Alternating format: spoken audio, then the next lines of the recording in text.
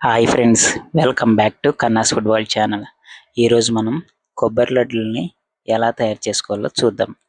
కొబ్బరిని అలాగే బెల్లాన్ని ఉపయోగించి మాత్రమే ఈ యొక్క కొబ్బరి లడ్డుల్ని మనం చేసుకోబోతున్నాం.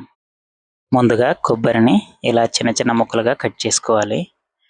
మిక్సీలో మంచిగా మిక్సీ పట్టుకోవటానికి కొబ్బరి పైన ఉండేటువంటి ఆ యొక్క గట్టి పొరని తీసినా పర్లేదు, అలాగే ఉంచేసినా పర్లేదు. లేత కొబ్బరి అయితే ఇంకా దాన్ని అలా మిక్సీ పట్టేసుకుంటే సరిపోతుంది. ఇప్పుడు ఈ యొక్క చిన్న చిన్న కొబ్బరి ముక్కల్ని మిక్సీ పట్టుకుందాం. మంచి పౌడర్‌లో రావటానికే మిక్సీ పట్టుకోవాలండి. ఎటువంటి వాటరు యాడ్ చేయాల్సిన అవసరం లేదు మిక్సీలో. చూసారా, మన యొక్క చిన్న చిన్న కొబ్బరి పీసెస్‌ని మిక్సీ పట్టేసుకున్నాము. ఇలా వచ్చింది మంచిగా. ఇప్పుడు కొలతకి ఒక బౌల్ తీసుకోండి, లేదంటే ఒక కప్పు తీసుకోండి. మాకు ఈ బౌల్స్‌తో 2 బౌల్స్ కొబ్బరి తురుమొచ్చిందండి. ఇప్పుడు అదే బౌల్‌తో నేను 1½ బెల్లం తురుము తీసుకున్నానండి. 1½ బౌల్ బెల్లం తురుము తీసుకున్నాను.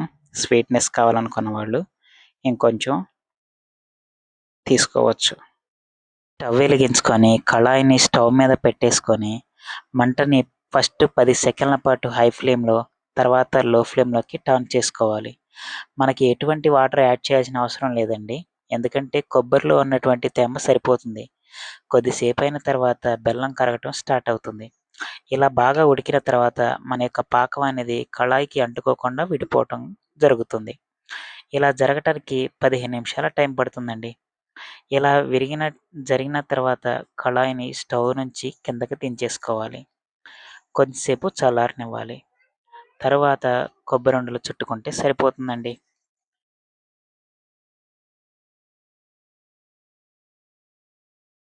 ఇంతటితో మన యొక్క కొబ్బరి లడ్డు అనేది అయిపోయిందండి.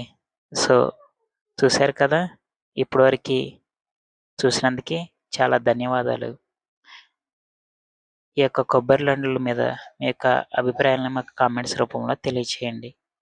ధన్యవాదాలు అందరికీ. Subscribe to Kanna's food world.